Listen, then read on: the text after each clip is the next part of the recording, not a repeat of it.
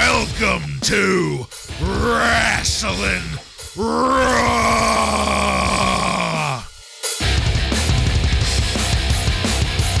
All right, you're listening to Wrasslin Raw, the podcast that takes you back to when Raw became war and Attitude ruled. Thank you for joining us. You're here with Ryan Arico.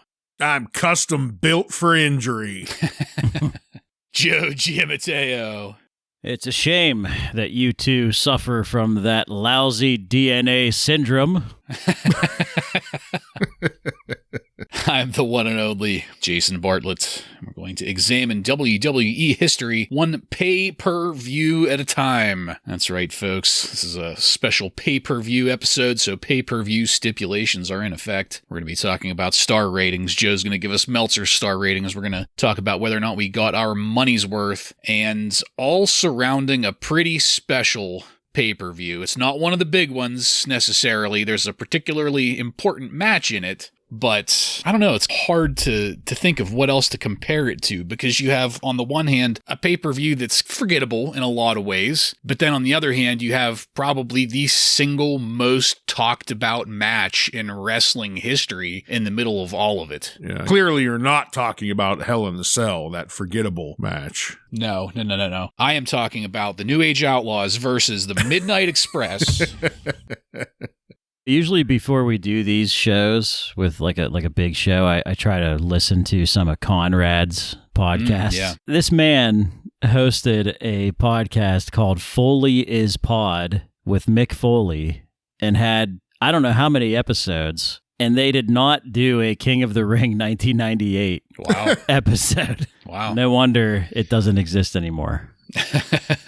That's unforgivable. Yes. Mick was probably like, Jesus, I'm tired. I'm tired of talking about it. It seems like what you would do is just, it'd be your very first episode. Like, let's get this out of the way. Yeah. Right. Let's talk about it right out of the gate, and then we'll be done with it. No, 0 episodes. Well, we are going to fix that. We're fixing the podcasting world one episode at a time. So we'll talk about it. God damn it. In this episode of Wrasslin Raw, we're going to be talking about the King of the Ring 1998. This pay-per-view aired on June 28th, 1998, and was recorded at the Civic Arena, the Igloo, in Pittsburgh, Pennsylvania, and features Jim Ross, Jerry the King Lawler, and for one match, Triple H on commentary. Are you guys ready? I'm ready. Ready. All right, then let's get into it. This is season 6 of King of the Ring, in case anybody was wondering. This had yet another epic intro video, voiceover from classy Freddie Blassie. It was full of apocalyptic imagery and sound bites from all of the storylines going into it, and I was immediately happy to see a view of the Igloo, and that's the Civic Arena in Pittsburgh. It's not there anymore. It got torn down in the, 2001? 2002? I feel like it was a little later than that. Yeah. Later than that? Like 2010. Yeah, 2001 is when we went and saw Pantera there. Oh, you're right. No, you're right. You're right. Yeah, it was like 2010-ish. Okay. Sometime around there. Now, it's since been replaced by the PPG Paints Arena. It does not have an appropriate nickname like the Igloo had. The corporation. Yeah. JR and Jerry Lawler had a couple of 5-gallon gas cans with them there at the commentary table. They may end up being complicit in assisted suicide tonight. We're going to find out. But let's not fuck around too much here. Let's go into our first match of the night. The Headbangers, Mosh and Thrasher, with Taka Michinoku, I should say, defeat Kaientai by pinfall in 6 minutes and 41 seconds. In a 6-man tag. This was billed at the top as one of 2 bonus matches in the evening, and I was wondering which of the potential duds I saw on the match card is going to be the other one. I did end up getting that correct in the end. We'll talk about that later, but one thing that was apparent from the start is that this is the only match the Headbangers will ever appear in as the powerhouses in the ring. They each had like a foot on everybody around them. Of course, the crowd had to get a "Here we go Steelers" chant going. Keeping it classy, Pittsburgh. I was looking around. I said, where is that enema hose? Taka made sure to get a springboard plancha in, and it also looks like Kaientai is starting to rip off DX. They have a version of the crotch chop that they do. It's a synchronized jacking off motion there in the ring. I do have to give it to Kaientai. They work like a well-oiled machine out there. And Taka crawling back to his corner for the attempted hot tag that was tortuously long. The tag was not hot, and Taka ended up winning with the Michinoku driver, which I still think is a cool-looking move, even though it's usually surrounded by a bunch of bullshit. I have to say, I was ready to hate this, but honestly, in the end, it wasn't that bad. I think the Headbangers being in there helped balance out what I expected to be a spot fest, and yeah, everyone got their shit in, but it wasn't nearly as offensive as it usually is. I ended up going with 2 stars for this. The first star because there wasn't anything blatantly offensive, and the second star because I actually ended up pleasantly surprised with how inoffensive it was. So, Ryan, what'd you think of this match? Surprisingly, I think I'm right there in that same camp with you. Going into this match, learning it was our one of 2 bonus matches, I was getting worried. And seeing Taka get out here with Kaientai, I was still worried. But I agree that the Headbangers working with Kaientai actually put on a pretty good show. Kaientai are quick in the ring, and they're tiny. There's no denying that. Up against even the Headbangers, who aren't your biggest wrestlers out there, they looked extremely small, and like either of the Headbangers would be able to do whatever they wanted. To me, the biggest low point of the match was Taka. When he got out there, it was like every other Taka match we have seen in the past. Just get his shit in and let me get home. And that couldn't have been driven home any harder when almost immediately when he first got tagged in, that springboard move came. It was almost automatic. We all knew it was coming. But that Michinoku driver is impressive looking, and the other parts of this match kept it up. I was really ready to give this a dud out of the gate, but I was right there with you at the end, giving it a 2-star because I'm being a little generous tonight. I'm in a good mood. And 2, there was nothing egregiously bad here. I gave this a dud out of the gate as well, and across the finish line, because I hated it. It's a bonus match. I don't want bonus matches. I want just real, regular pay-per-view matches. It makes me feel like I bought a lottery scratch-off, and the bonus reveals the try again symbol. XXX. Yeah. Dud. What'd Meltzer think of it? He was more in line with you guys. He gave it 2.25 stars. No. He said this was a solid, fast-paced opener with some good moves, but it did not have time to build. That's because it's a bonus match, Dave. Right. Kind of makes you almost feel like they copied it move for move off of something that probably happened on Superstars at some point. Yeah. All right. Let's see. Next up, Sable came out, and I am sorry to report that she got on a microphone. These Pittsburgh people, they love a good chant, as we know. So a Sable chant got going up until she announced Vince McMahon down to the ring. It turned to boos, and Vince came out with the Stooges, Pat Patterson and Gerald Briscoe. I did love it when the Stooges dismissed Sable, and here is where Pat Patterson tapped Sable on the ass and got the slap. We were just talking about that. Yeah. I knew it was coming. I couldn't remember when it was, but it was, this was definitely it. JR commented that Pat went somewhere he isn't familiar with. He said a little liberal in territory he's not familiar with. Yeah, was that? To me, that's a little nod of his actual sexuality, right? Yeah. The one person that could get away with that, and she cranked him. Yeah, he didn't get away with it. She let him have it. Well, there were some rhetorical questions in the ring there. Vince was beautifully condescending, suggesting that the crowd's entire lives have been a symphony of disappointment. Vince really leaned into that, and unfortunately for me at least, the longer that it went on, the less I liked it. Past a certain point, I was thinking to myself, this man is no Pete Rose. He should not be out here heckling the hometown crowd. He should be heckling a wrestler or something like that. Vince does assure us, though, that Austin will be losing the match tonight. So, you heard it here first, folks. We did get a replay of Patterson tapping Sable's ass as they were leaving the ring. Got to look at the brackets after that. You were going crazy. Coming day and night. You were like Vel Venus after. Oh. So tonight we are having the semifinals and then the final. The first is going to be Ken Shamrock versus Double J Jeff Jarrett. That's going to be up next here, followed by The Rock versus Dan Severn. And of course, the winners of each going on to be crowned the king. So I'll just pause it here. We're going to get some reactions from you guys. Ryan, do you have anything on this mid-match segment here? I thought it was pretty good. Vince McMahon came out and this crowd let him have it. And I really enjoyed JR saying, not exactly a Mario Lemieux-like reaction for Vince. Gotta love that Pittsburgh Penguin legend name drop he threw in there. The moment I saw Pat Patterson slap Sable on the ass, I remember, was that just 2 weeks ago you talked about that? Yeah, something like that, Joe. Was coming up. Yeah, and I thought Vince did a good job laying into this Pittsburgh crowd for us. He laid it on pretty thick, and thinking back, I can't remember, but is this Vince's first time where he takes it out on the crowd instead of like someone else? I don't remember him actually going after the crowd like he did here. He's really on his path to becoming the greatest heel in WWE history. And as he's walking out, there was something I really loved seeing out of the crowd. There was a 5-year-old kid. He looked like he was 4 or 5 years old, but he's holding a sign that says, "Burn, baby, burn, 316. I mean, the only thing missing is him flicking the camera off like a fucking degenerate. Like that other kid a couple weeks ago. Yeah, this kid was even younger with a "burn, baby, burn" sign.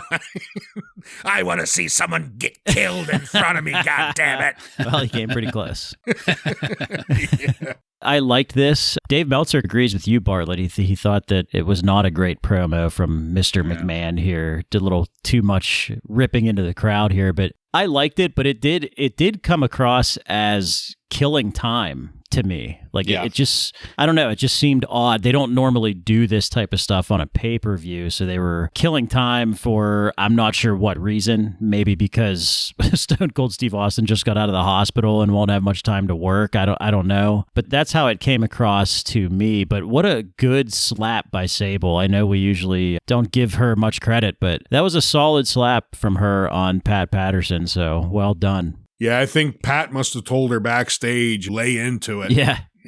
Let's be realistic. If Sable is good at anything, it's probably slapping people that try to grope her. Sure. Especially since she started in the WWF. All right, let's go into our next match. Ken Shamrock defeats Double J Jeff Jarrett with Tennessee Lee by submission in 5 minutes and 29 seconds. Pittsburgh generally doesn't have a problem with yelling at people, but not many could muster the give-a-shit to yell at Double J. Now, Ken Shamrock, on the other hand, people got off their asses for Ken Shamrock. They cheered him. Through the first part of this match, commentary was arguing with each other. JR got pretty red-assed. I didn't quite care for that. I also did not care for referee Tim White hauling Jarrett off of Shamrock by his hair. Something about that just didn't sit well with me. We haven't seen a ref do that in a while. Yeah. Right. Seems like it's always Tim White getting up in people's faces and doing stuff, too. Wasn't he the last person that got up in somebody's face? Well, we know it wouldn't be Earl Hebner because he's a fucking wiener. Right. We've seen Earl Hebner, like, kick guys and other stuff, but yeah. After the submission, Tennessee Lee got a belly-to-belly suplex from Shamrock, so that was nice. And as Shamrock was leaving, Michael Cole was there waiting for an interview, and it was short and played to Kenny's strengths. I know I keep coming back to this, but the more I see it, Jeff Jarrett is just a fucking black hole of heat, much like Sable is a black hole of charisma. Even with Ken Shamrock here in the crowd, who the crowd loves, by the way. Ken got that nice welcome, like I said. It just feels like Jarrett just sucks the energy out of the room, and I don't know if I feel that way because I'm looking for it now or what, but this was just a really underwhelming match. However, nobody specifically did anything wrong, so it's not like I can point my finger to one thing that Jarrett does or doesn't do. So because of that, I ended up on 1 star, the true neutral of my ratings. Pennsylvania Joe, what did you think of this? I didn't like the match, but I am going to give this 4 stars because I enjoyed seeing Tennessee Lee take that belly to belly and sell it like a pro. That was nice looking. I loved that, yeah. I thought for sure you were going to get a pop out of that, Jason. It was good to see, but like I said, I'd had all of the caring sucked out of me by the time we got there. There were like 2 guys up front when Tennessee Lee was doing his intro for Double J. There were 2 guys up front that were doing the Double J puts the 2 fingers up Like Yeah. that's his thing. Mm-hmm.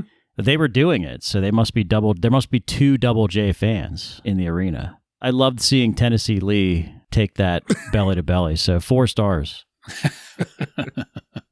I'm in agreement with both of you. This was a very forgettable and lackluster match. The most notable thing was just how fucking jacked up Shamrock was when he came out. He had fucking veins bulging out of his neck, his forearms, his forehead. They were just fucking coming out of everywhere, and add that into his crazy-eyed look, and you could see why the crowd believes what he's selling in the ring, because he plays the part well. But the match, it's not that it was bad. There was no botches or anything to that nature. It was just, who cared? And that is the shame about Double J right now, because I don't think his ring work is bad, and I do think Tennessee Lee is a fantastic manager. The best manager in the game right now. And Tennessee Lee, he can't do enough to get this crowd to care.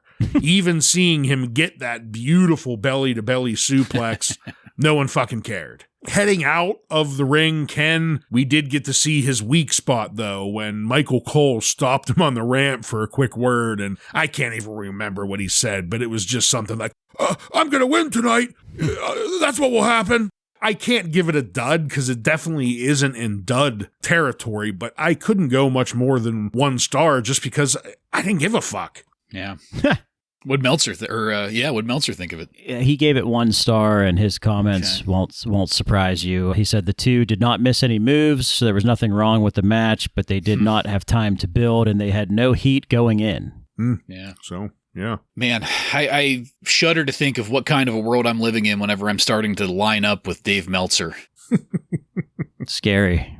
Real scary. Should have gave it a 4 star, like Joe. Yes. Well, let's see if we can improve that. Let's go into our next match. The Rock defeats Dan the Beast Severn by pinfall in 4 minutes and 25 seconds. So a bunch of officials came out to kick out Mark Henry and the Godfather, as per the usual, but there was no appearance from Commissioner Slaughter there, so that was good. I'd rather have a bunch of faceless, nameless zebras out there rather than Slaughter. And I did shed a tear when Dan Severn came out, because I still love the look. I love the music, the soulless serial killer gaze. Just walking down to the ring, he looks amazing. He looks fucking amazing. I don't know about amazing. He looks fucking amazing. Fucking sweaty gray shirt. What a look. He's anticipating the kill. He's so sweaty. He loves it. Looks like fucking Bill Belichick coming down in a fucking cut off gray sweatshirt. He looks like a beast. So, right at the start of this, the Beast would take down The Rock. The Rock would, flop around and flail and stay in motion as he worked his way either out of the hold or to the ropes to break the hold. And I really liked that as a counter to the Beast's style. When The Rock had Severn moved into the corner, I hated Severn's selling. The best word that I could think of to describe Severn's selling there for The Rock is dainty. It's like he was flopping his wrists around, trying to wave a bug away from his face. It was funny seeing The Rock work with Severn. It looked like Rocky was getting frustrated with him and the shit that he was doing in the ring. The Nation ran down to distract the ref, which was successful, and that distraction allowed D'Lo Brown to sneak in from the crowd. D'Lo was wearing that chest protector for the first time. We got the debut of that here, and with it, D'Lo hit one of the most beautiful 5-star frog splashes I have ever seen. He got amazing height, full tuck, full extension. It was truly, truly a thing of magnificence as he landed point blank where he was aiming on Severn. Truly a thing of beauty. That gave The Rock the win, and I loved The Rock spitting on Severn as he was walking past to exit the ring. Michael Cole got a promo from The Rock after the match, and we got a replay of that amazing frog splash yet again. So, guys, I was on track to like this match, and I thought The Rock did a really great job of mitigating the problems that Dan Severn has in the ring. And if I'm being honest here, I think The Rock made Severn look like a total fucking jabroni. Normally, whenever he's up against the likes of Owen Hart, I think maybe Owen has, just as an example, Owen has that kind of spirit to him where he's trying to make himself look good, he's trying to make his opponent look good. I don't think The Rock gave a shit about that. I think he was just there to maybe punk out Severn, and I liked it. It was like The Rock was able to just take everything bad about Severn in the ring and use it against him. And not just in a wrestling way, but in a sports entertainment way. And there's plenty. Everything that Severn did that was dull and unpolished, The Rock managed to just turn around to make himself look good, which was fantastic to see. Yeah. But the real gem here was D'Lo Brown, the debut of the chest protector, and with that glorious 5-star frog splash, how could I go any less than 5 fucking stars just for that splash? Hey, if Joe can get away with the Tennessee Lee suplex, it is a 5-star frog splash. If that is how you feel, he delivered it perfectly. My God. Ryan, what did you think of this match? And he's covering up those titties now like Vince wanted him to do. How I felt about it was the moment I saw Dan Severn coming down in that sweaty shirt, and JR pretty much said that was his most defining characteristic, was this sweaty shirt. Sweaty.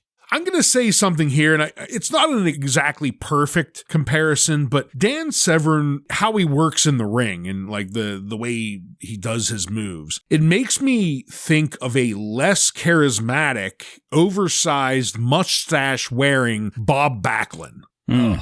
Yeah.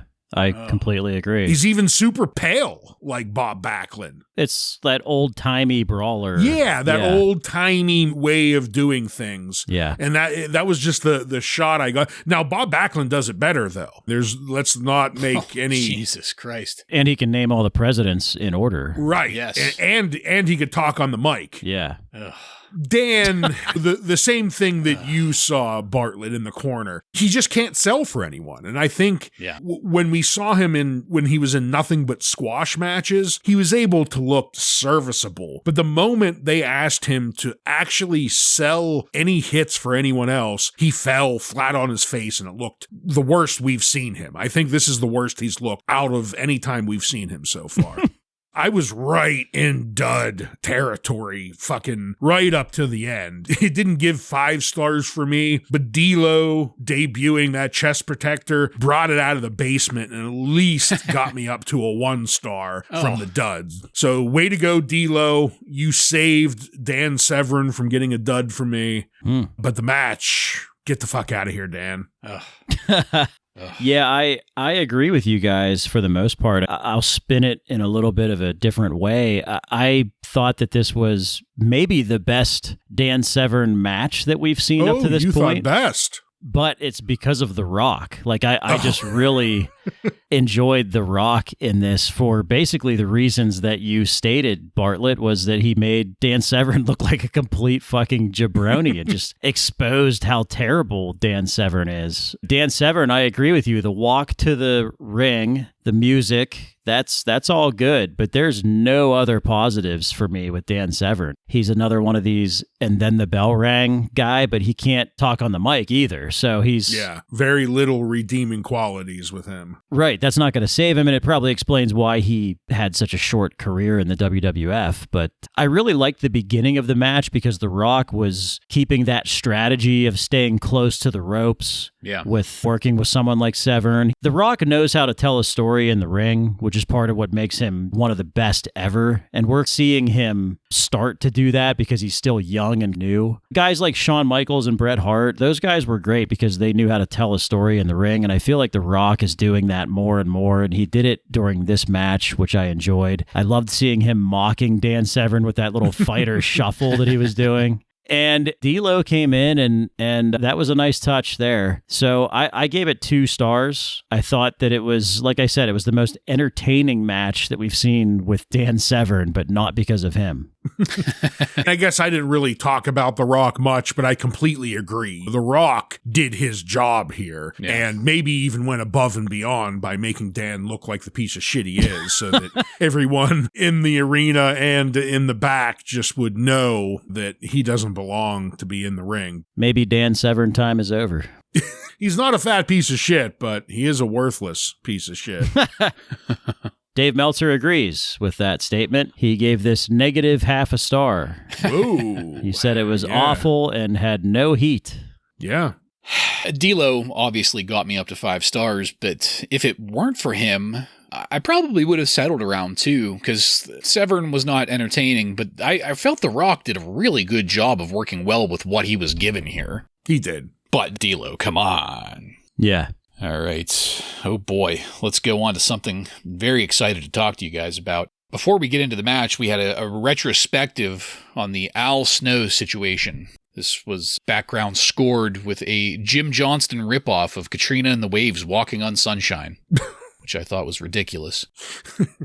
So I am not saying that Head is like the peak of comedy or anything like that, but this video package really highlighted the fact that Al Snow is a cartoon character. Like, he's attitude in the whole Head innuendo and everything, but like the shit that they've been having him do, this is an Attitude Era cartoon character. And to that, like, once I started looking at it that way, I was like, I guess. So you loved this match?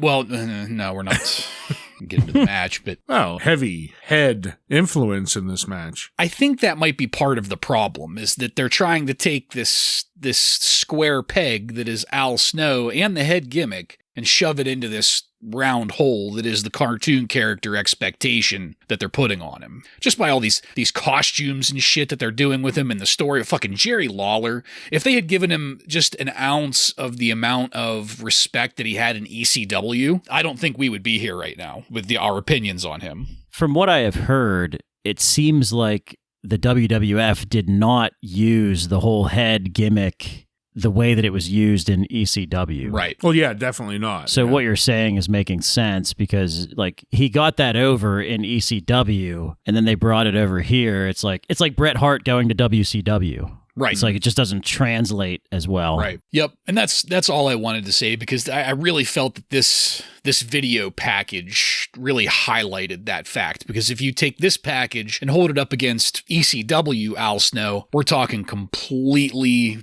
different ends of the spectrum. All right, well, let's get into our next match. Too Much. That's Too Sexy Brian Christopher and Too Hot Scott Taylor. Not quite Scotty Too Hotty just yet, but he's almost there. Defeats Al Snow with Head by pinfall in 8 minutes and 27 seconds, with Jerry the King Lawler as special guest referee. And I think that the response to Al here at the start from the crowd just highlights what I'm talking about. Whenever you watch Al Snow interact with the crowd and how much the crowd gets into it, that's so much closer to what he was doing with ECW, with these intimate venues and smaller matches. It was like a glimmer seeing him come out, and the response to him, like a glimmer of what he once was before he came into this cartoon bullshit. Of course, there were references to Jerry's Kid. That was to be expected, and there was a lot of standing around in this match, which I did not care for. Standing around to consult with the Head, standing around to consult with Jerry Lawler, standing around to consult with who the fuck ever. On Raw, it's one thing, but when I have theoretically paid to watch an event, I do not want to see people standing the fuck around, and I didn't like that. That was the last note I had on this match. This is where Head gets pinned with the bottle of Head and Shoulders like stuck to the bottom of it, which, I mean, in and of itself, I guess is clever, but that cleverness, it is, but it's not enough to carry the match the shoulders at all. Down. What else are they going to do with a head? It's a mannequin head. They gave it shoulders because you need shoulders to pin it. Like, it is clever. They painted themselves into that corner. It's clever, but it didn't carry the match because it was a fucking dud. Your definition of clever is very liberal. All right. Joe, what'd you think of it? Bro, I have to think that was Head and Shoulders had to be Vince Russo. That's got Vince Russo all over it. What was your rating? Dud. I said dud. Oh, dud. Okay. I thought you were giving it like a 3-star. So for me, the match started, and when they started walking down the ramp and stuff, I just thought, we're going to get Jerry Lawler interference. I really hope we don't. And then he ends up being the referee, which it's like, okay, out of the gate, dud. Too much. They really need a different, they need a music change bad. Like they're using this cheesy, slow 80s action movie song, it sounds like, and that doesn't go with their gimmick. So they need not something very cool else. right now. No, and zero music for Al Snow, too, which was... I mean, He came out like a complete jobber. Jobber, yeah. Speaking of jobber, former jobber of the week, Scott Taylor, he's a really good wrestler. He's not a guy worthy of being in any kind of title picture, but he's a better wrestler than probably half the current roster. And I'd much rather see him wrestle than fucking DOA or any of this other garbage we've been seeing. But does it get more carny than waiting for a hot tag on a mannequin head? Yeah. Man, this was pretty bad. I'm giving it a dud. And honestly, I feel bad about it because I thought all three of the guys wrestled really well and put together a good match for what they were given to work with. I've not been a big fan of the head gimmick, but I hated the involvement of Jerry Lawler more than the head gimmick. Like, it was just so unnecessary. And like I stated last week, everything that Jerry Lawler has been involved with that's not commentary is usually pretty bad. Yeah. Yeah, this juvenile Pittsburgh crowd liked Head, but I hated almost everything about this match. I will agree 100% with you, Joe. The people involved, all three wrestlers, no issue there. But this fucking involving Head in this match, it made me think of the baby bottle match or any of the other just completely stupid gimmick matches that we've seen over the years that involved two great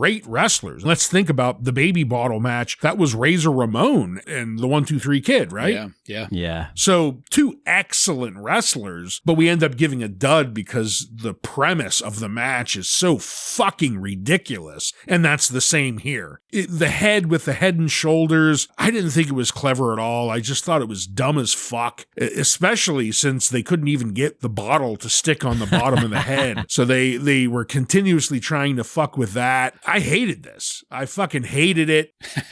To me, though, the thing that really stuck out for too much, soon to be too cool, is they could not become baby faces fast enough because as heels, they're terrible. Yeah. I really did not like how they interacted with the crowd. It just was a little bit too over the top. Yeah. So I think when they become baby faces and they get to just come out here and dance and get the crowd happy for a fucking worm, that I'll see a better version of them, but this is a dud all night fucking long. What'd Meltzer think of it? Oh, duds all around, and Dave Meltzer gave this -2 stars. Yeah. He said sometimes the comedy works and sometimes it doesn't, and this time it didn't even come close. Even Jim Ross basically admitted it was a travesty on television, which may also be a first. Well, and he didn't say it right here. He said it later on. I can't remember if it was during the final match or during the Hell in the Cell, but he said to the King, "You set wrestling back 20 years." And he said it with like such sincerity. All right, let's get the hell away from that. Let's get into something that might be a little better for you guys. Our next match. X-Pac with China defeats Owen Hart by pinfall in 8 minutes and 30 seconds. I laughed when, during X-Pac's entrance, they had the camera on a sign that said Degeneration X.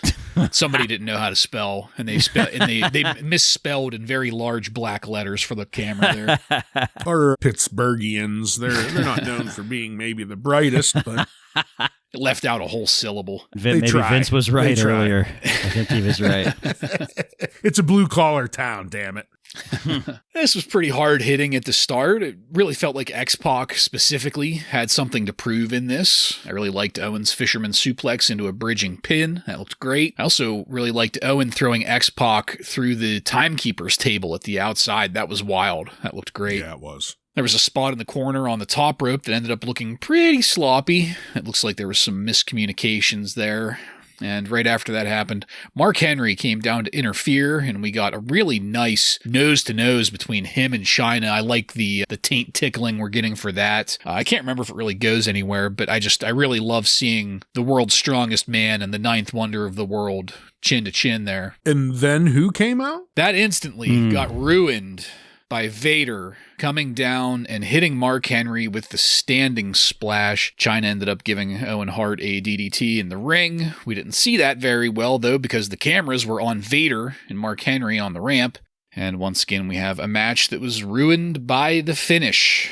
I was mostly enjoying it up until fucking Vader ran in. And usually I don't mind it too much because it gives us a chance to play the Vader clip, which I'm always up for that. But this time I was legitimately pissed off. I'm fucking over Vader. He needs to get the fuck off of our screens. He told us a month ago Vader time was over. Yeah. Like Monday Night Raws, this kind of gets back to earlier with the standing around with like Al Snow. Like Monday Night Raw, hey man, whatever, I'm not paying for it. I'm spending my time. Theoretically, I paid for this. I don't want to pay to see fucking Vader. Yeah. I'm over. Getting fucking involved done. in a finish of a pay-per-view match.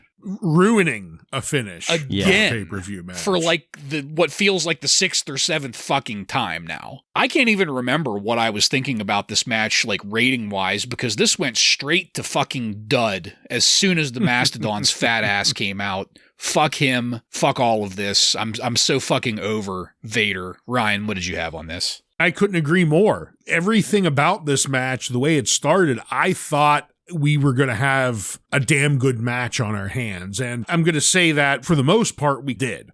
X-Pac and Owen Hart worked really well with each other. Yeah. It started out high-paced, high-impact. The action between the two wrestlers was awesome. Outside the ring, you mentioned the timekeeper's table. That looked brutal. There were a lot of things to like about this match. But then the moment Mark Henry came down, you could just see it. The moment he came down, I'm like, I don't mind Mark Henry, but I see the shenanigans starting to build up here. And then fucking Vader. We should have known it. He's been building this feud with Mark Henry, despite...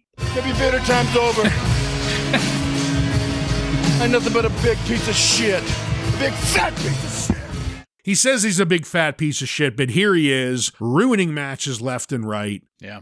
I was at a very solid 3-star up until the shenanigans, and that drove it down. I didn't go quite as low as you as a dud because I don't want to disrespect Owen and X-Pac that much, their work that they did put in. Oh. So I gave it a 1 star, but god damn it, Vader, get the fuck off our screens. I want to be clear that I am not disrespecting X-Pac and Owen in the least bit. Vader is disrespecting Owen and X-Pac and existence just by showing up. Sorry, I wanted to get that. Yeah, I'm so fucking over it, Joe. Sorry. I really like the X-Pac entrance music, the new music he has. It's like a slap bass version of the DX song with some rap rock mixed in there, which was super popular back then. So I really enjoy that. I like seeing X-Pac out here. He's fresh off a broken neck, but he's out here taking Shawn Michaels level bumps out there like he's crazy.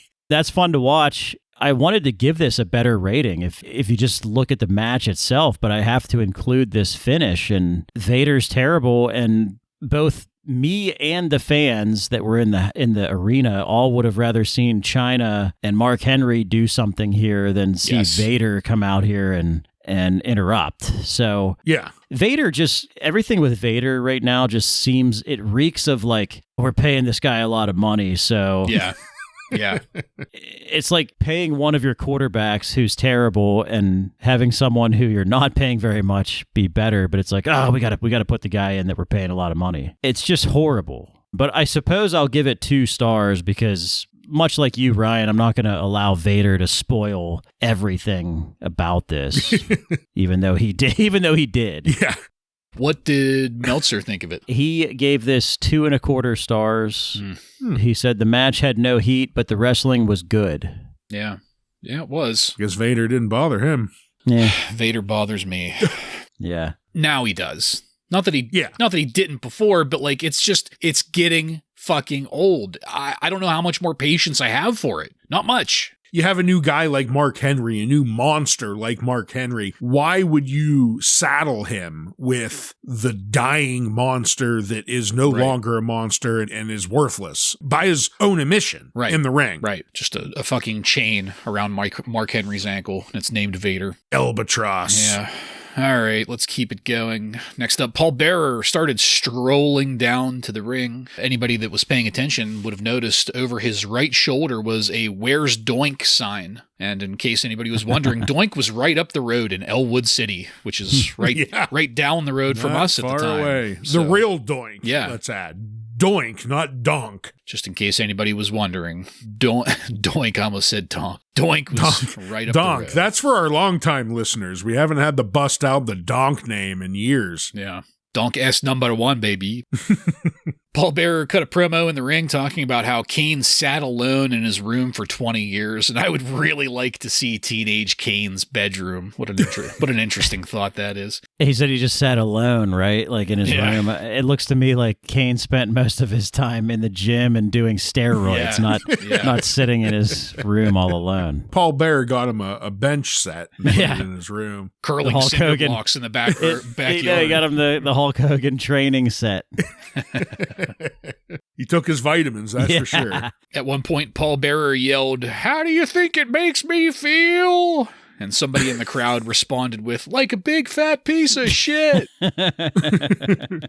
Which I popped for, but this was another brief one. So, Ryan, do you have anything you wanted to add about Paul Bearer's promo here?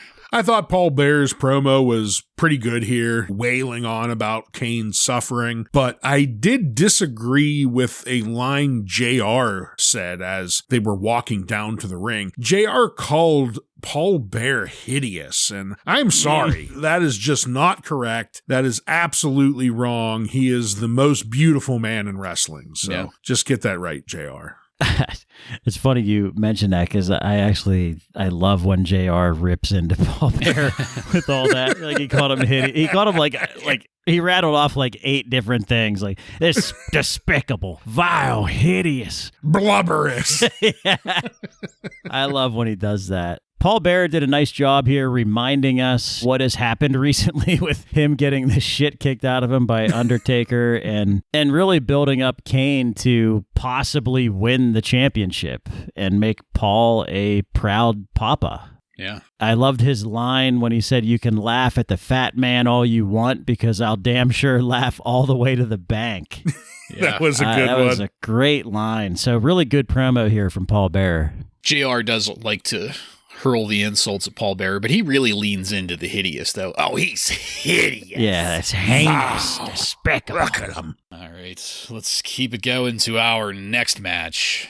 The New Age Outlaws, the Road Dogg and Billy Gunn with Chyna, defeat the New Midnight Express, Bodacious Bart, and Bombastic Bob with Jim Cornette by pinfall in 9 minutes and 59 seconds to retain the WWF Tag Team titles, for Christ's With Jim sakes. Cornette. Let's highlight that. Yeah. Bonus match number 2. Yeah. What a bonus. I feel lucky as hell.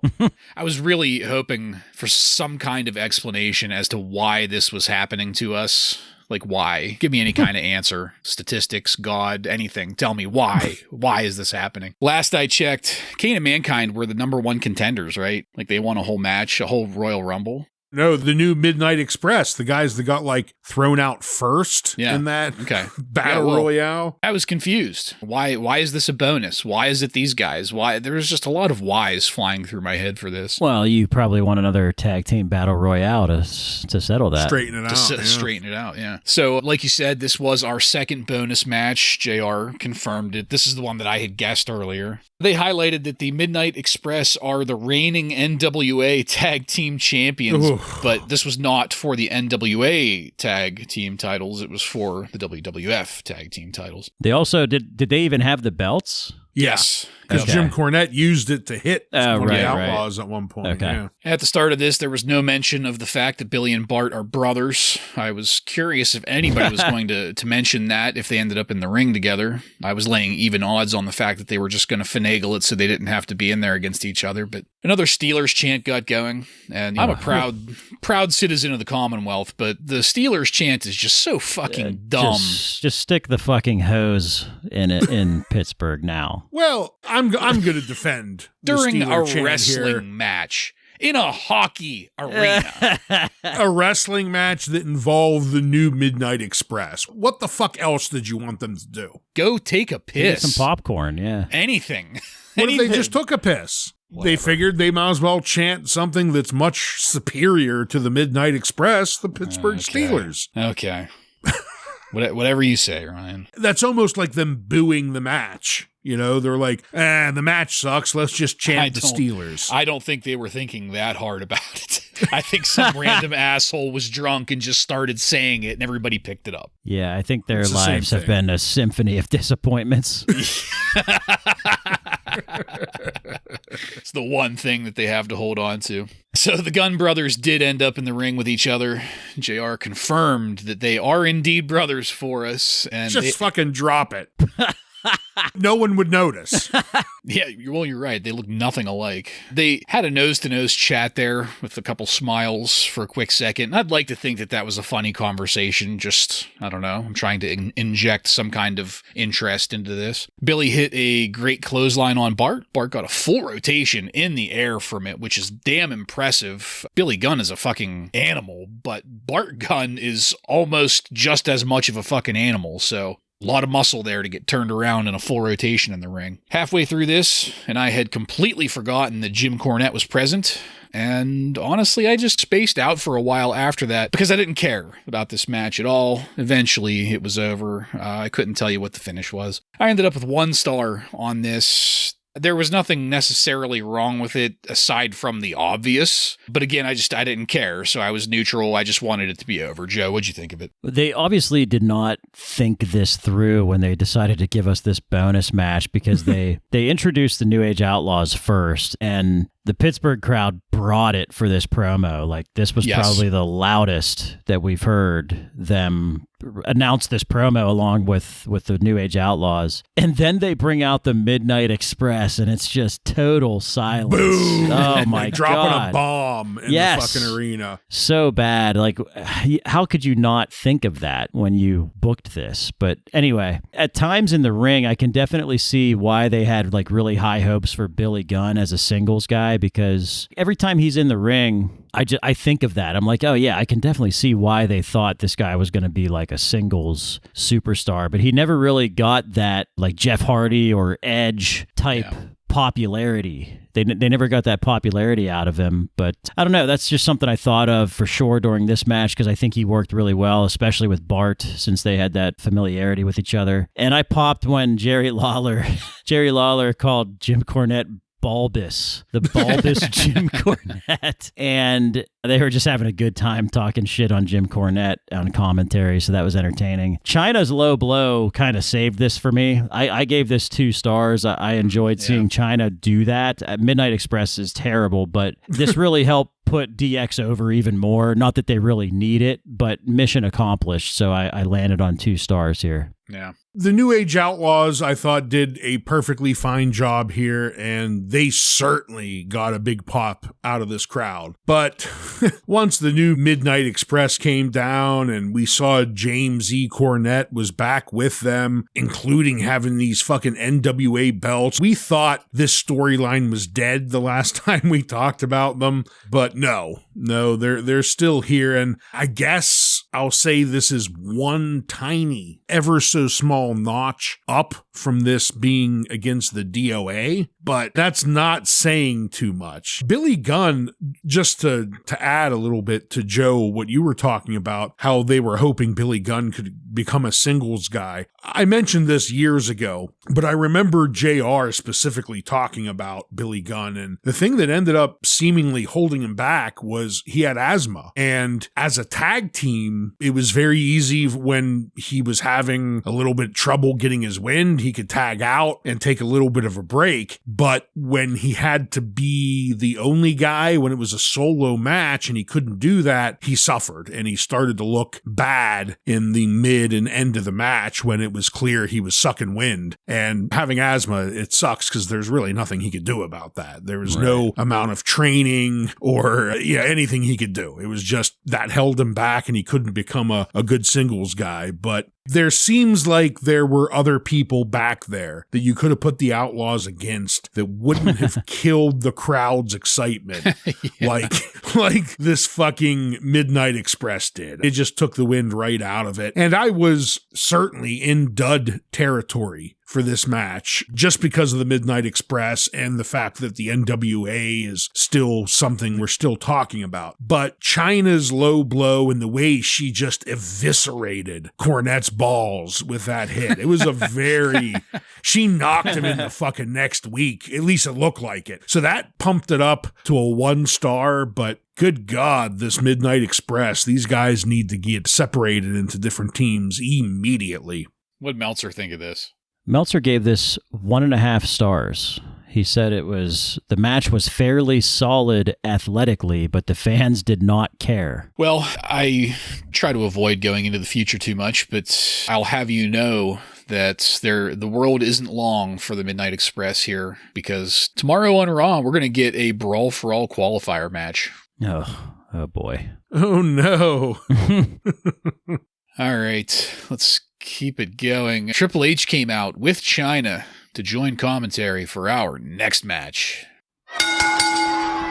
Ken Shamrock defeats The Rock by submission in 14 minutes and 9 seconds to become the 1998 King of the Ring. So, given who was involved in this and the past that they share, I was pretty stoked going into this. I'm not a fan of Triple H on commentary here. I think we've talked about that a couple times. Something just gets lost with Triple H trying to be Shawn Michaels. Yeah. He doesn't fit that role. He can do many things, but that is something he can't necessarily do. We got a split screen showing Chyna sitting in and speaking Spanish at the Spanish announce table. That was cool. I didn't know she knew Spanish fluently. Yeah, well, remember she roused the Boricuas that one time. Oh, that's right. Yeah. She was the translator. Good call there. Yep. And at that point in the match just, it wasn't really delivering for me. I was just sitting back and waiting for it. Triple H did end up spitting water all over The Rock's face. And Ryan, I thought of you there. I hope you enjoyed that. I popped big for that. All over. Shamrock got his wrist caught in the ropes, getting thrown out, and I winced because that didn't look good for a match that was already handicapped by an injury. They were really playing up the fact that Shamrock was coming off of that injured ankle, which that was a legitimate injury, right, Joe? Who's Shamrock's injury? Shamrock. Yeah. Okay. I just wanted to make sure because I was just reading it that way, but it sounds like it wasn't like a bad injury though. Like the way they made it sound at first, like it was really bad, but he only missed like a week. One of the biggest benefits of steroids is rapid healing. Yeah. And that's how I was trying to look at this match. Shamrock had that injured ankle. I want to say The Rock maybe had some kind of injury in the recent past too, but I wasn't positive on that. They both already had a match tonight too. Yes, that also. Yep. But up to this point in my notes, the match, it wasn't stacking up, to me at least, with any of these two's past skirmishes. There was a lot of talking in the ring during holds. Shamrock's rally was the first thing that looked really good, but then it ended up stalling out after a bridging pin. Things went back to being mediocre after that. Even the roll-up into the ankle lock, to me, looked weak, and that's what ended this match. So I don't know what to say about this one, guys. I wanted so much more from it. I don't know if that was realistic or not because of the injury and whatever, but I ended up staying at 1 star on this because as much as I might have wanted to give it a dud, and there were a couple times where I was like pissed that this match wasn't living up to what I wanted it to be, there also wasn't anything really technically wrong with it. So true neutral, 1 star. Ryan, what'd you have on it?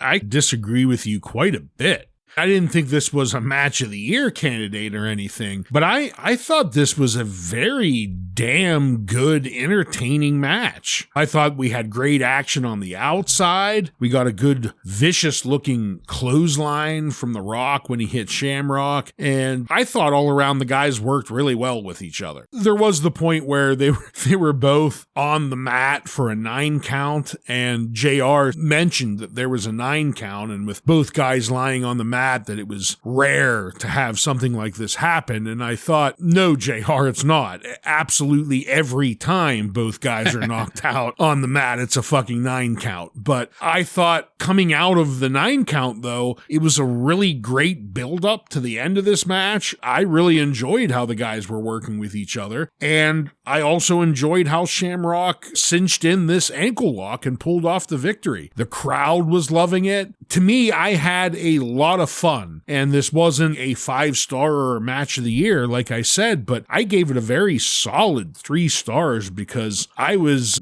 like Gladiator, entertained.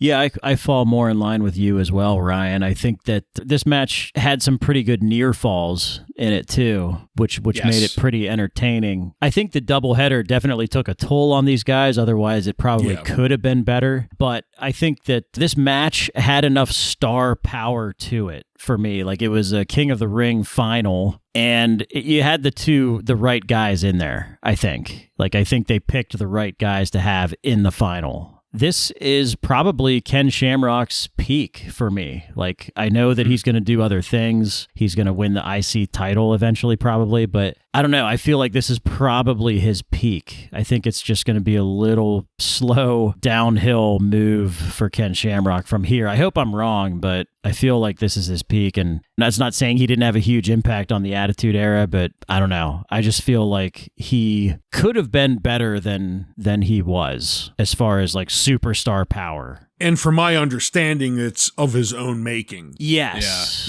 Yeah. But I gave this 3 stars as well. Either of you guys remember whenever Shamrock, because I'm pretty sure you're right, he gets the IC title, does he take it from The Rock? I don't remember. Okay, neither do I. I was wondering if this is like a stepping stone in that bigger program that they're still having off and on. They've been having a program for a while now. The only things I remember after this is he does some Lion's Den matches with Owen Hart, and then he does the whole fucking Ryan Shamrock angle at some point. That's why I'm saying I think this might be the peak for Ken Shamrock, but I hope I'm wrong. Yeah. What'd Meltzer think of it? He gave it 3.25 stars. He said they traded near falls back and forth with the ref counting the falls, doing a hell of a job in building the drama. I guess I'm an 18%er on this one. As always. Yeah, you'll give the next one a dud. Speaking of, let's get into our next match. The Undertaker defeats Mankind by pinfall in 16 minutes in the Hell in a Cell. So I thought a lot about how to do my notes on this. This is probably my single most rewatched match of all time. Almost once a year, I seem to watch it, it seems. Yeah, ordinarily, like, we go into these pay-per-views, and if I've ever seen them, it's only been once, and I haven't seen them since watching them back in the day. I usually watch 19 Diggity too. Right. But now this match, on the other hand, is like the exact opposite. Like, I don't know that I'm up to once a year necessarily, but I have watched this match a lot. So ostensibly, there's nothing new here for me. And if we're being honest, this match is pretty much just a series of huge bumps that Mankind takes with everybody standing around in between them waiting for Mick to regain consciousness, or at least the first half of it. And not just that, but all of the modern podcasts have gone over this ad nauseum, except for fucking Foley's podcast, apparently. But it's a standard topic for any talk anywhere, practically. I think there's probably some fucking podcast recording of Stevie Richards talking about what the fuck he thinks of how this match should have been booked. But to be fair, we've come to this match organically. Right. We've been building up for years to get to this match. Mick Foley has done one-man shows just to talk about this match, like tours. Yes. So, with all of that being said, I tried to just do a stream of consciousness thing with my notes here and just things that were new, things that jumped out at me. One thing that I wanted to note is how early all of the zip ties started going.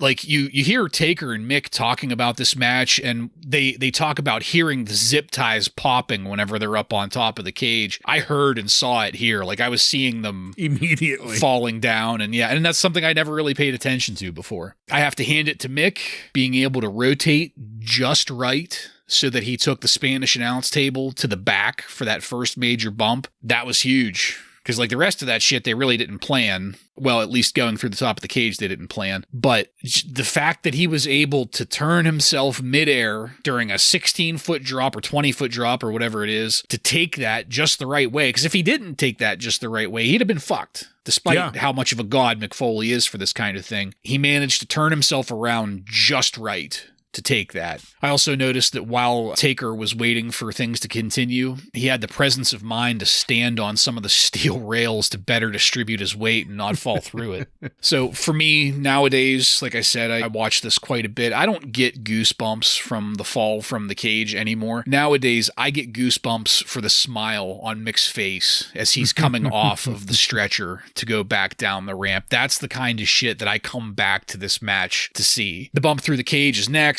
At that part, I appreciated Terry Funk coming in to give the Undertaker some action while Mick was gathering himself, because they didn't want to just keep on killing time. Give him a few minutes. But at the same time, Mick was fucking basically unconscious laying there in the ring. Things happen. They wind up on the outside of the ring. And while the Undertaker was hitting Mick's dislocated shoulder with the ring stairs out there, I was thinking about how relatively little the buildup for this match was in comparison to some of the other angles that we've got going on. And that's one of the things that I love the most about doing this podcast. Just judging by what we've gotten in weeks prior and what we've heard from everyone involved after the fact, I really think that going into this, Mick Foley was the only person on the planet that had any kind of an idea as to how special this was going to turn out. Because from what I've heard people say is that he kept most everything from anybody but The Undertaker, and The Undertaker only found out at the last minute what he wanted to do. Correct me if I'm wrong on that, but... Well, I think he just agreed at the last moment. Yeah, well, that's what I mean, is they were calling it there in the ring, but it really sounds like Mick was going out of his way to plan this out. You know, what he said in his promo on Raw last week, like, I really think Mick was the only one that knew where this was going to be going. You can probably count on one hand the amount of times up to this point that The Undertaker has taken a pile driver on a chair, if it's ever happened at all, but he took one here in this match. When the tax came out, I was wishing that I could, like, read the minds of the crowd there, because they were, like, half of them were in, like, shocked mode, another half were all excited. And I think the thing that I appreciated the most in this viewing was the choke slam into the tax. The first bump into them, it wasn't enough. The Taker had to get his shit in. And what better way to do that than with the tax? Mick served it right up to him, and he would be a fucking idiot to not take advantage of that. And of course, to cap it all off, the weak kick from Mankind during the pinfall at 3.5. That's just the icing on the cake. JR said these people are standing and cheering, but they weren't actually. They were standing and staring. Their eyes were on the car crash. They were waiting to see what was going on with Mick. They didn't start cheering until the Undertaker was walking up the entryway and until Mick started getting up and moving around.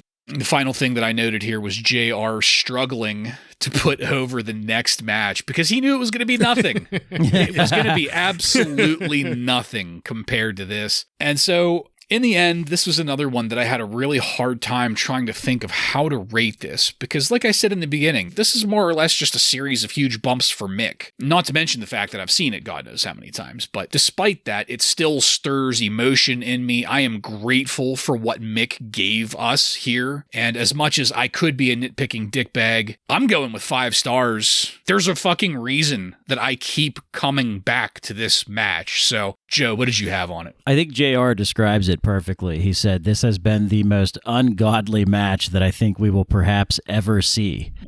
And he's not wrong. And I think he followed that up saying that it would be a memory that everyone that has watched this will carry on for the rest of their lives, which is true as well. Not too many people get to live out their dreams, but Mick Foley got to do that. He's told the story about seeing Snuka at the Garden climb the top of the cage, and that was a big moment that sort of gets brushed aside now because of so many other things like this that have happened since then. But yeah, Mick Foley got to live his dream. He got to have his Jimmy Snuka moment, which is fantastic.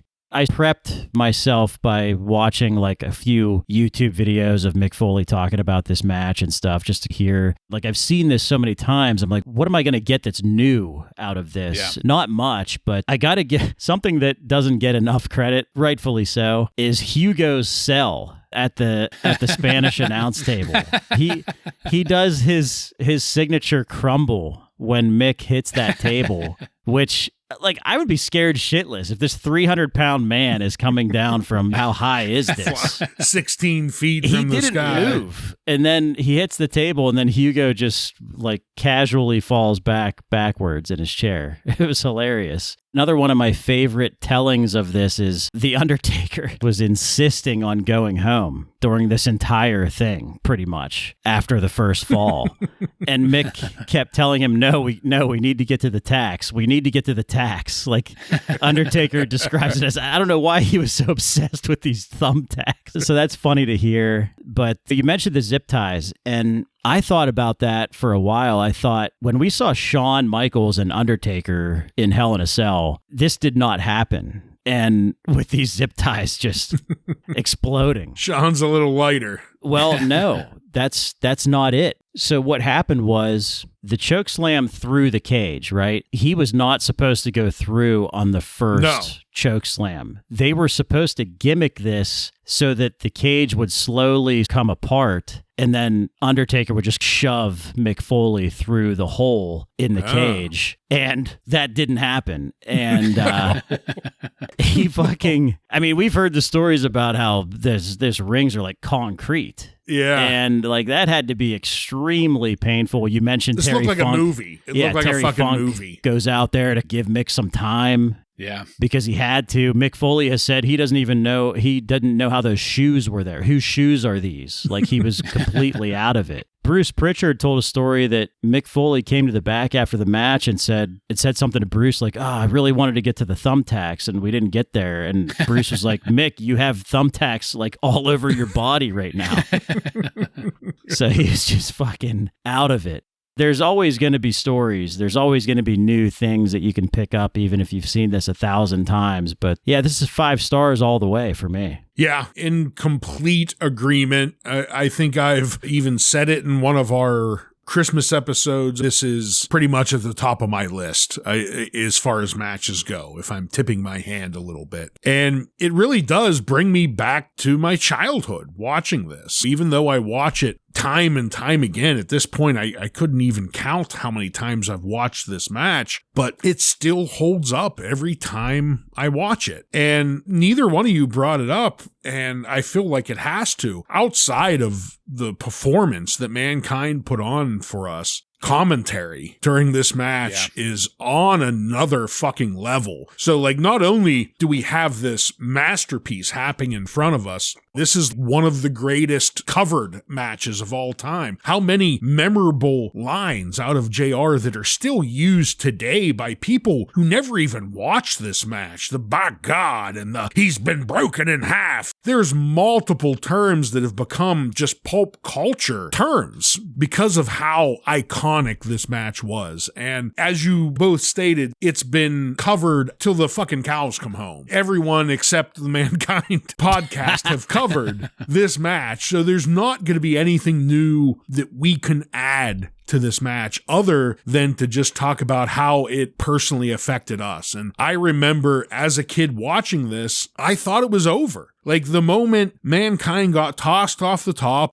at this age, the age we were at that point, we knew this was all fixed. And legitimately, I thought we weren't going to see much more. But that was just the fucking beginning of it. The choke slam through the ring and that chair that comes down and hits Mick in the mouth. I remember in multiple times him talking about how he regrets bringing that chair up to the top with him, because that's what smacks him right in the mouth and knocks out those teeth. Another thing that made it feel real back in the day was Terry Funk coming out and helping, because at this point, him and Mick are supposedly, they hate each other, but they broke kayfabe because Terry Funk was legitimately worried about Mick's fucking life here, and it makes sense. They also had that doctor with the ponytail out there that kept checking on him, which, fun fact, that guy played Sub-Zero in the Mortal Kombat movie. in the 90s. shit. Wow. Yeah, that's Vince's chiropractor or whatever. Oh, Jesus. So not a doctor.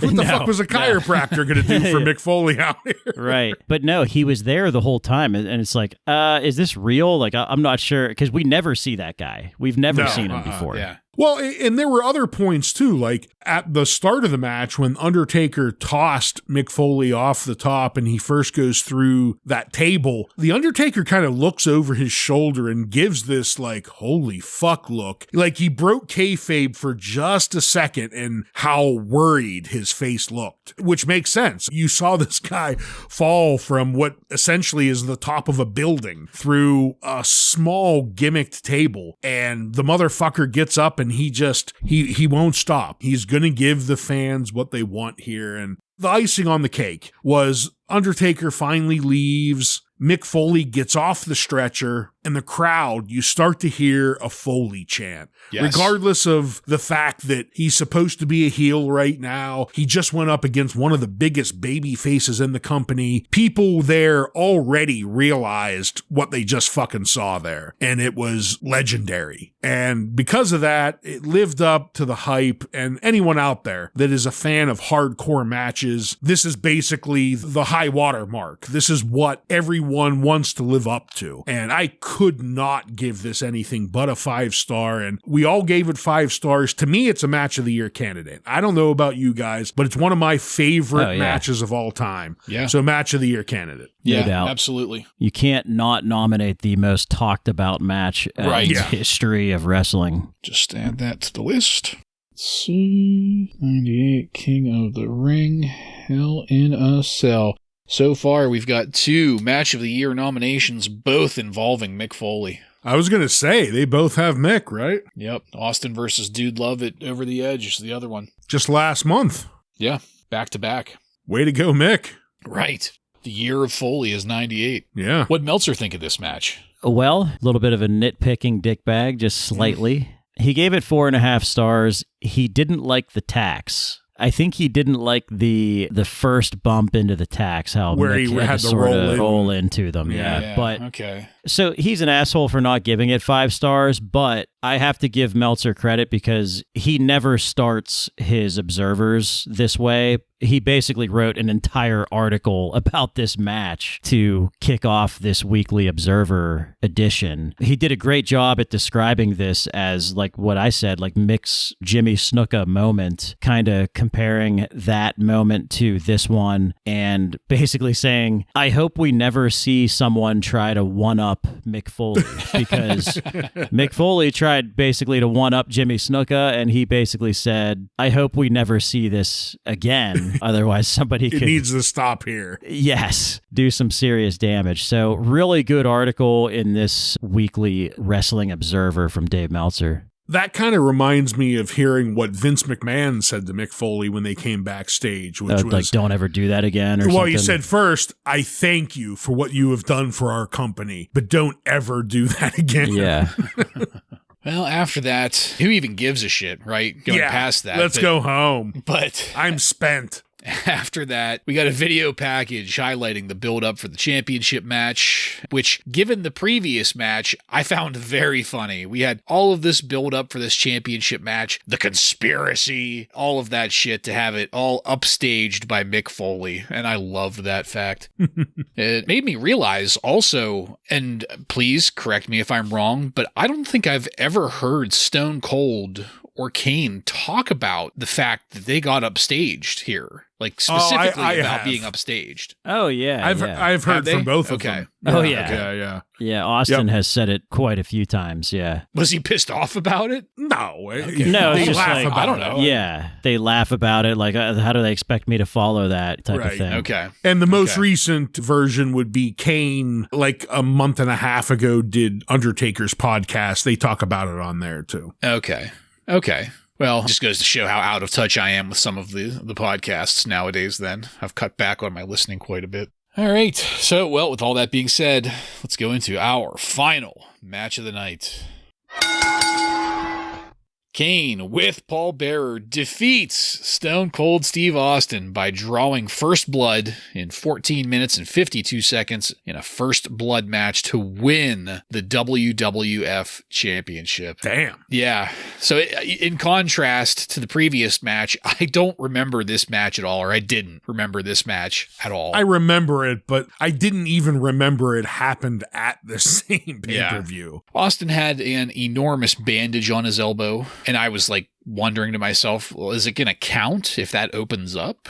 Lawler brought up a point that I was thinking. How do you draw blood on a guy with almost no skin exposed, including that heavy leather mask? That was something that kind of, I don't know, got me thinking at the start of this. The cell started coming back down, and I was confused about that. JR did end up suggesting that someone with authority must have ordered that, which helped out a lot, because otherwise I was just nonplussed by it. Just as the cage finished coming down, I noticed that Austin had a couple of tacks in his back, which I thought was funny, but then at the same time I was like, well, shouldn't the match end there? Like, he's bleeding from them. But JR also helped out with that, saying that the world's worst referee, Earl Hebner, was not going to call this match for a nosebleed or scraped elbow, which begs the question then, just what the fuck first blood means.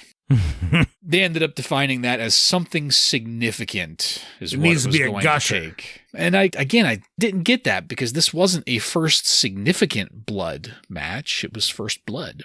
If I was the ref of a first blood match, it would need to be a gusher. So I could see that. I would also, I think if I were the referee, not allow it to be no DQ or not to have it be no DQ. That's what kind of threw me about this, is if it's going to be first blood, you should have it be no DQ and no outside implements and like all that shit, so that you can really beat the shit out of somebody and draw blood with your fist. Isn't that the true spirit of the first blood match, is you're beating them bloody with your bare fists? I don't know. When things were up around the entryway, Kane throwing the crowd barrier into Austin's face, I liked that. I couldn't help but think that that would have been impressive if the previous match hadn't just happened. And it's almost like I was like emotionally burned out going into this. I did like Austin hitting Kane in the face with the table fan from commentary. That was a good spot. And I was not surprised at all to see Earl Glassjaw Hebner go down, leaving this match without a referee. We got a view of Vince McMahon watching from a private box, and not on a screen either. I don't know how he was seeing anything, because he was up in the nosebleeds. They showed like a view of the ring from where he was sitting and him staring down at it, and you couldn't see anything. So I loved seeing Mankind come running out with a chair, once again upstaging Kane and Austin. You've done enough. You don't need to come out. It's already dead. And it was at that point that I noticed that somewhere along the lines, Austin had put an extra elbow pad over his bandages, which I thought was odd. I totally missed when he did that. I think it's odd that he's out there to begin with a fucking staph infection. Yeah. Someone's got to do it. Yeah, they couldn't figure out how to put any more bonus matches in there to fill in the time. The Undertaker came out too. I laughed at that because it just had to keep coming. And I popped hard when the Undertaker started pouring gasoline all over Earl Hebner. I knew it wasn't going to happen, but it was nice to just imagine it. But why? Why was he pouring it on Earl Hebner? I loved it, but to wake him up. With gas. Yeah. And it did. It woke Hebner up enough to see that Austin was bleeding like a stuck pig, and that's how we got a new WWF champion, and we very quickly immediately faded to black after Kane was announced. So despite all of the problems that I had with this, all of those are just me being a nitpicking dickbag with the whole first blood stuff. I chose to interpret this not so much as a match, but as just another chapter in the Austin McMahon story, because Austin lost. The conspiracy came through. It worked. And it's definitely going to have me tuning into Raw tomorrow night to see the fallout. So with that in mind, I ended up settling on 3 stars with this match. Ryan, what'd you think of the main event here? It's a damn shame that it had to follow that Hell in the Cell for Stone Cold and Kane, because this is not a bad match by any stretch of the imagination. No. To be honest with you, to me, I felt this was maybe Kane's best match he's had since we've seen him. Even better than when he was up against Undertaker. Stone Cold put on a hell of a match with Kane, even though he wasn't at 100%. The dude spent 3 days in the fucking hospital and put on a show like this. So they need to be commended for that. I loved JR mentioning at the beginning of this match that referee Earl Hebner is no stranger to controversy. Just a little dig at that fucking hitman screw job. They got the cage involved, and to me, I had mixed thoughts about that because you just had this match that was clearly superior before you, and using the Hell in the Cell just made me think about that match more. Like the fact that that match was better than this one. You guys are trying to shoehorn in some of the aspects of Hell in the Cell here, but it just pales in comparison to what we just saw. And that, sadly, is the narrative of this entire match. Very good action by everyone involved, just overshadowed. Yeah. Having Mankind and Undertaker come in, just like the cage coming down, further highlighted that. We just brought in the two guys that upshowed everyone in this entire show to be involved in the final of this match. And it just, to me, fucked things up, maybe unintentionally. I'm sure in their minds when they initially thought this up, the Hell in the Cell wasn't going to steal the show like it did. But it did. It finally ends. The Undertaker breaks open Stone Cold. That gives Kane the win here. If I'm going to be serious, this is going to set up an extremely long reign for Kane as the WWF champion, if I remember right. Yeah. Yep. But all of that aside, this is a damn good match. And if it wasn't following the match it just did, I might have gave it 4 stars, but it's just like it was impossible to stop thinking about that other match. And I ended up knocking it 1 star because of that and giving it 3. Sorry, Stone Cold and Kane, that you had to just follow that masterpiece that was before you. Yeah, for me watching this now, I was able to forget about the match we just saw just because we've seen it so many times. But if we were watching this in 1998, yeah, this match is just like, who cares what happens here? But for me watching this, it was very, I think all the talent that was involved did a fine job. But the booking of this was just so confusing to me because Kane comes out here, his entire body and his face is covered, and this is a first blood gimmick match. Thankfully, commentary saved it. Like Jerry Lawler pointed that out, how Kane is basically like getting an edge here because he covered his entire body and his face. The other time that commentary saved it was what you guys pointed out, was Austin's back was bleeding. But JR tells us, no, there needs to be buckets of blood pouring out before this is going to end. Earl Hebner already warned us. It's got to be significant. Yes. I'm not going to follow the rules. So it seemed like they were saving it a couple of times, which I didn't like. And the finish to me was very confusing too. I can't really, I feel like I'm in a place where I can't really give my opinion until I see what falls out tomorrow night on Raw. Yeah. And of course, I'm pretending like I don't know what happens on that show. So just watching it now, it's like Undertaker appeared to accidentally hit Austin. So now Austin's going to be pissed with him. So we're clearly setting something up between Austin and Undertaker. Kane, to me, is just, he's not over enough to be given the title right now. So that was very confusing. Again, pretending like we don't know what happens tomorrow. The confusion brought me down to 2 stars. I thought the match was fine, but I just didn't like all the booking surrounding it.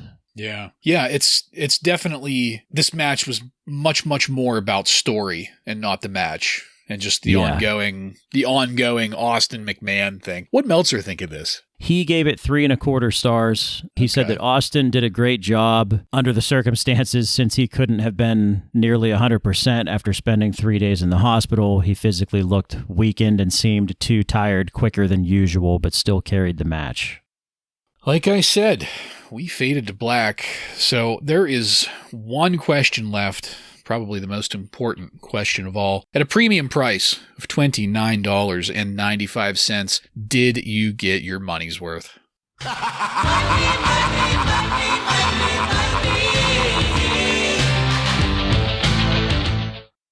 The good old days of Money Inc. Joe, why don't you take that first?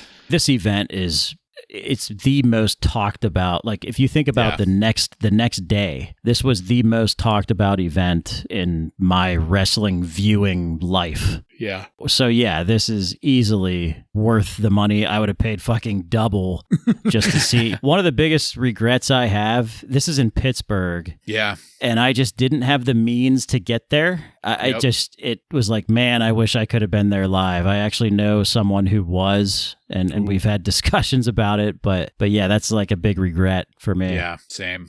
For me, abso-fucking-lutely. The final 3 matches were pretty good, but the Hell in the Cell, it's legendary for a reason, and it lives up. I didn't make it to the match, but I did watch it live on my cheater box on pay-per-view with Nikki P. That one was with Nikki P. I remember distinctly watching that. There's no way I didn't get my money's worth. Just iconic to the fucking nth degree. Yeah, same. The Hell in a Cell match alone. And there were other matches on this card that I liked, some more than others, but just the Hell in a Cell match by itself would have done it for me. So, Joseph, what kind of numbers did the Observer readers have about this? Good numbers from the readers. 97% thumbs up from the nice. Wrestling Observer readers. 1.8%. So Bartlett, instead of 18%, we're gonna add a decimal point. 1.8%. 1.8%er. The best match, I think, is a no-brainer. That was Undertaker and Mankind, but it was not unanimous. There were a couple assholes that voted for the Kane and Austin match in there. Okay. The worst match was Too Much. I keep wanting to call them Too Cool. Too Much versus Al Snow and Head. The Civic Arena set an all-time City Gate record of $539,000. And did another $149,000 in merch sales. So the WWF is hot. Dave Meltzer's closing statements here was, Mick Foley has long since established himself as one of the greats in the pro wrestling industry, and over the last year probably solidified whatever doubts there would be as to him being remembered when his career is over as Hall of Fame caliber wrestling legend. But whatever he has done and whatever he will ever do within the pro wrestling business, he will always be remembered for June 28th, 1998, and the match that will never be forgotten against The Undertaker in the Hell in a Cell in Pittsburgh. Yeah. Well called there, Dave Meltzer. Yeah. That was very well put. Yep. And absolutely correct. Yeah. Yes. That was written, I'm assuming, within the next couple days after the event, and it completely holds up 25 years later, much like the match itself. And I think that really hammers home what type of match this was, because him and JR both on the spot could call, this is a match everyone will remember 20 years down the road. Yeah. They had enough experience to know we've never seen anything like this. It's got to be crazy for the office, too, because it's like, wow, we have to do a Raw tomorrow. Yeah. And like, Mankind is no longer a heel. Like, he's just, he's not. No. So, after this, everyone just loves the guy. Yeah. How could you not? So this really changes whatever plans they had for him. Definitely probably changed it. But yeah, that's it from the Observer. All right. Thank you, Joseph. And that is it, folks. We are done with this one. And what a hell of a pay-per-view this was to watch again. As if we haven't talked about it enough already. It's one of those special ones. It's so hard to put into words. This is, like we were just saying, this is a core memory for so many people for so long now. It was really good to revisit it here, to talk about it with you guys. Hopefully our listeners enjoyed it. We went a little bit long here, but I think it was deservingly so. Well, look at what we're talking about. Yep. We went a lot longer than Mick Foley and Conrad Thompson did. Hey, our podcast in general, I think, has way more episodes. So we have that to say. Yeah. All right, I want to thank you again for joining us. If you like what we're doing here and want to connect with us, you can email us at WRASSLINRAW, just at gmail.com. To the end of that, submit questions or comments. Check us out on YouTube, Facebook, Instagram, and on every podcast subscription platform. While you're there, don't forget to follow and subscribe to get every episode of Wrasslin Raw coming to you every week. Give us a 5-star review and tell all of your friends to tune in to the most cataclysmic Monday Night Raw review podcast on the airwaves. Next week on Wrasslin Raw, we're going to take a look at the Raw that aired on June 29th, 1998, with matches featuring Mark Canterbury, Steven Regal, and many more. So, for Joe and Ryan, I'm Jason, and this has been Wrasslin Raw.